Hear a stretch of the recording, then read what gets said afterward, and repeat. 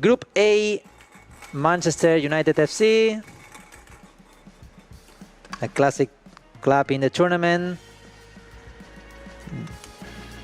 Strikers FC, MLS Next. The next team, probably from the US too,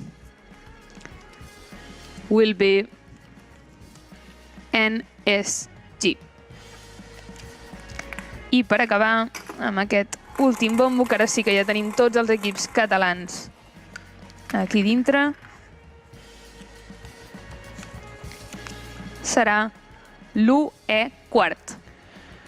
Molt bé, doncs els jugadors del quart que ens estiguin veient, teniu un mes per millorar, si no el teniu bé l'anglès, perquè en aquest grup us tocarà parlar bastant en anglès. Manchester United FC, Strikers FC, MLS.